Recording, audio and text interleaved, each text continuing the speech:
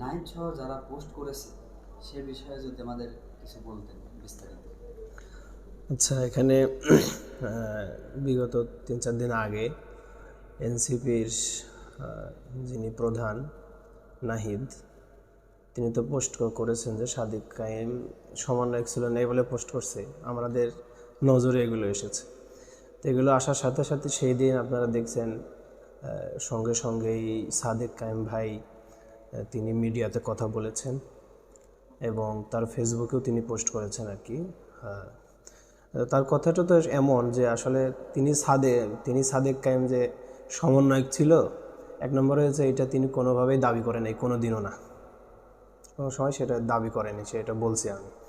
এবং এই সমন্বয়ক পরিচয় দিয়ে বিভিন্ন সুযোগ সুবিধা গ্রহণ, রাষ্ট্রীয় বিভিন্ন পদ পদবি ভাগিয়ে নেওয়া, এরপরে আরও আপনারা তো জানেন, আমি এগুলো বলতে চাই না, অনেকেই অনেক টাকা পয়সার মালিক হয়ে গিয়েছেন বিভিন্নভাবে আমরা দেখতে পেয়েছি।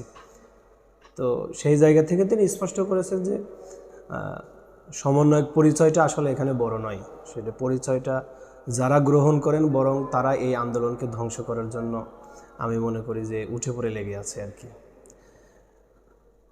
আন্দোলন চলাকালীন সময়ের ঘটনা এটা আমাদের কাছে স্পষ্ট। বাংলাদেশ ইসলামী ছাত্র শিবির এটা একটা কৌশল অবলম্বন করেছিলেন, সেটা হচ্ছে কোনোভাবে যেন তাদের নিজের পরিচয় ব্যানারে না আসে।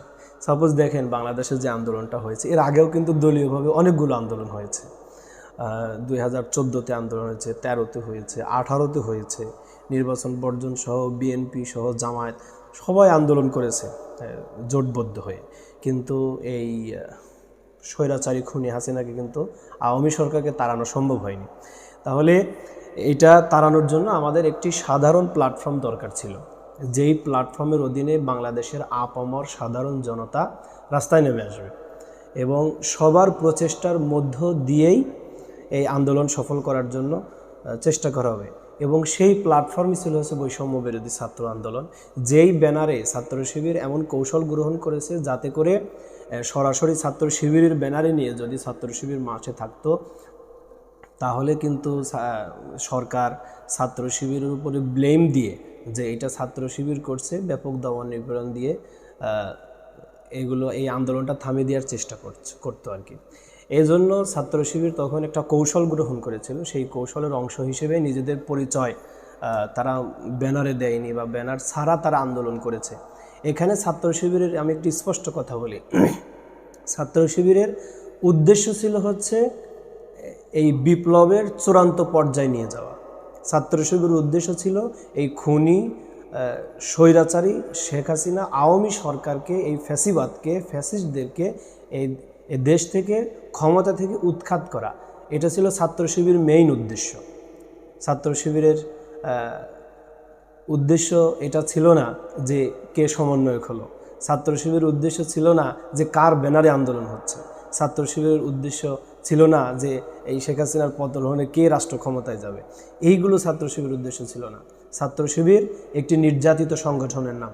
বাংলাদেশের সবচাইতে বেশি নির্যাতিত হয়েছে ছাত্র শিবির। ছাত্র শিবির মানেই যেন এই নামটা ব্যবহার করে যেন তাকে ক্রসফায়ার দিয়ে মারা যায়। ছাত্র শিবিরের শব্দটি মুখে এনে তাকে দিন দুপুরে মানুষের সামনে পিটিয়ে হত্যা করা যেন বৈধ ছিল, এরকম একটা অবস্থা ছিল। এটা হচ্ছে ছাত্র শিবির সবচাইতে বেশি নির্যাতিত। আমাদের রাজশাহী বিশ্ববিদ্যালয়ের নোমানি ভাই সহ, এরপরে হলো আমাদের ইসলামী বিশ্ববিদ্যালয়ের অলিউল্লাহ এবং আল মুকাদ্দাস ভাইকে গুম করেছে। আমাদের পারভেজ ভাই ঝিনাইদহ শহর শাখার সভাপতি ছিলেন।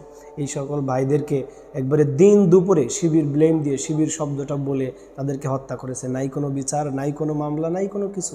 ন্যূনতম মানবাধিকার, ন্যূনতম অধিকার যারা ছাত্র শিবির আমরা করেছি তাদের ছিল না। ছাত্র শিবির বললেই যেন তাদের হত্যা করা হালাল, হত্যা করা বৈধ, তাদেরকে জুলুম নির্যাতন করা বৈধ, এরকম হয়েছে। অনেক মামলায় জর্জরিত, বাড়ি ছাড়া, ঘর ছাড়া আমাদের ভাইরা হয়েছে।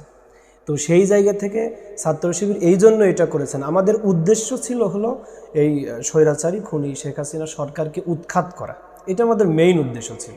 এখন এই জন্য কোন ব্যানারে আন্দোলন হচ্ছে, এরপরে কারা আন্দোলন করছে, এইটা মেইন ফ্যাক্ট আমাদের কাছে ছিল না, যার কারণে ছাত্র শিবির সেই সময় একটি কৌশল অবলম্বন করে আমাদের সারা দেশের সকল জনশক্তিকে আমরা বাধ্যতামূলক, দেখেন আমি ইসলামী বিশ্ববিদ্যালয় তখন শাখা সভাপতির দায়িত্ব পালন করেছি। ইসলামী বিশ্ববিদ্যালয়ের চিত্রটি আমার কাছে খুব বেশি পরিষ্কার।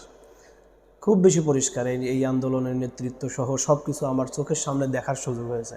সেখানে ছাত্র শিবির আমি মনে করি যে শতভাগ না, কিন্তু প্রায় কাছাকাছি এমন একটা সময়, এমন একটা পর্যায়ে তারা এই আন্দোলনের নেতৃত্ব দিয়েছে, জনশক্তি সাপ্লাই দিয়েছে, আর্থিকভাবে সহ সকল দিকে সহযোগিতা করেছে।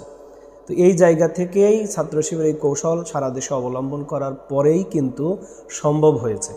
বরং আমাদের কাছে মনে হয় যদি সেই সময় ছাত্র শিবির তার ব্যানার নিয়ে ছাত্র শিবিরের বৈষম্যবিরোধী ছাত্র আন্দোলনের সাথে ঐকমত্য পোষণ করে যদি আন্দোলন করতো, তাহলে সেই আন্দোলন সেদিনই বন্ধ হয়ে যেত। শুধু ছাত্র শিবির নয়, যদি ছাত্র দলও আসতো তাহলে একই ঘটনা ঘটে। ছাত্র দলও কিন্তু একই প্ল্যাটফর্মে এসে আন্দোলন করেছে। বৈষম্যবিরোধী ছাত্র আন্দোলন এমন একটা প্ল্যাটফর্ম ছিল যেখানে ছাত্র দল, ছাত্র ইউনিয়ন, ছাত্র শিবির সহ পরবর্তীতে আপনারা দেখেছেন যে জামাত ইসলাম এবং বিএনপি তারাও কিন্তু এই আন্দোলনে অংশগ্রহণ করেছেন এবং এই আন্দোলনে অংশগ্রহণ করার মধ্য দিয়ে এই বিপ্লব নিশ্চিত করেছেন।